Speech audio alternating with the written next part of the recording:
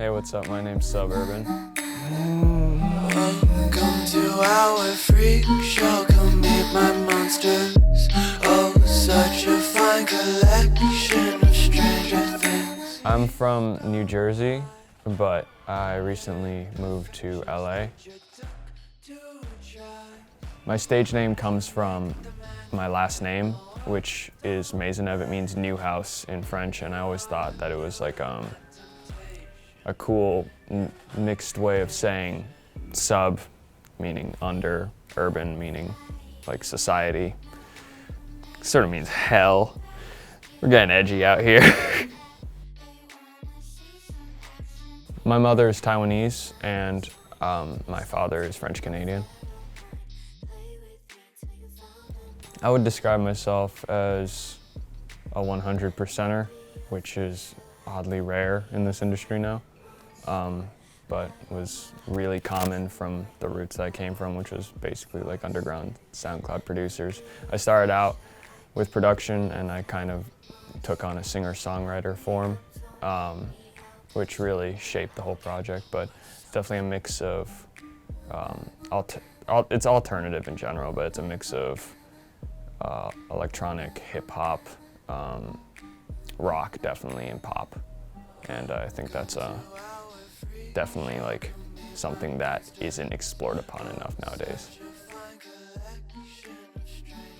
Lyrically, I hope that my fans can relate to a lot of topics and understand how I felt during those moments I wrote those songs, at least. I'm a little selfish about it. I don't like when people say, I wrote these songs for you guys. No, I wrote those songs for me. And I mean, if anyone's out there who thinks, hey, I kind of feel this right now, that's them. I'm me. But sonically and melodically, I hope you guys fucking jam out to them. Just bangers, straight bangers. It's a song completely primarily written about temptation. It wasn't until like 2019 when I really started experiencing something, a relationship, dominance and submission. I started understanding like the laws a little bit more, and I realized how animalistic people can be, and how we sum that down to temptation in a lot of religious senses. But we blatantly ignore the fact that we are animals. And stemming from temptation, a lot of themes of patience and time run in this song, and how we wait too long to take what we want or get what we want when we apply these invisible barriers, these social barriers, when really we know what we want.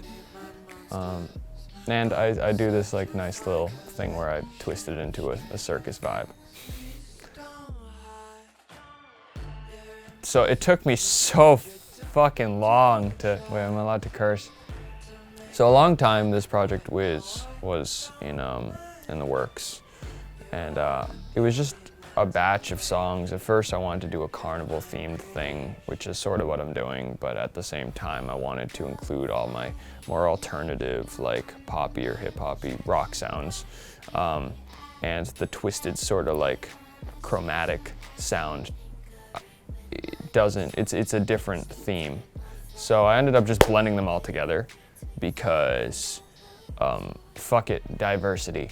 And I ended up making a collection of songs that I had no idea how to name.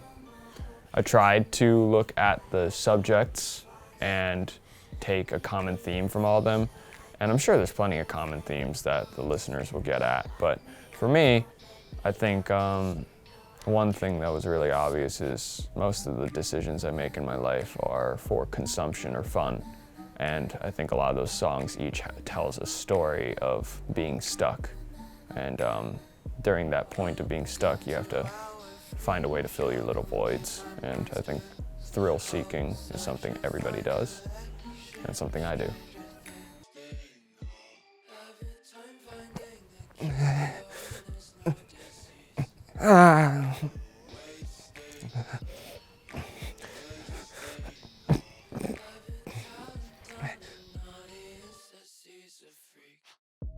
I mean, I go to Canada like every Christmas in Montreal. That's where a lot of my family is.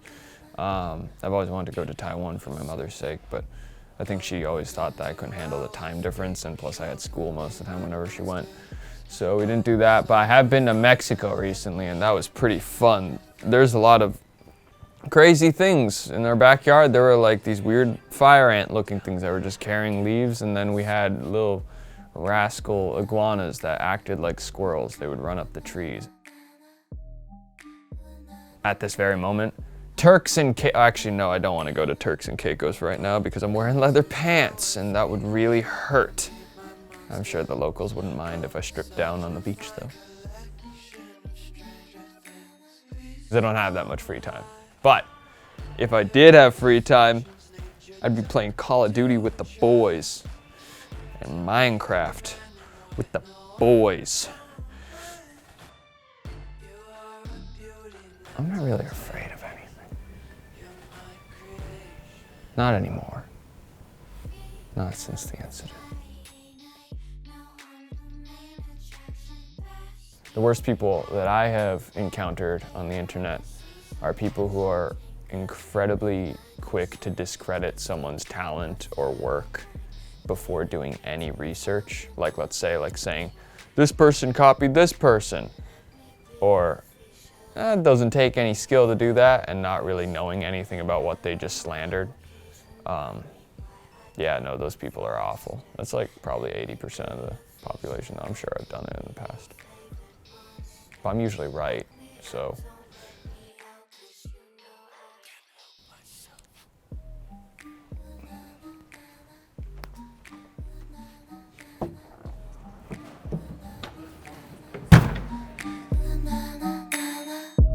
Welcome to our freak show.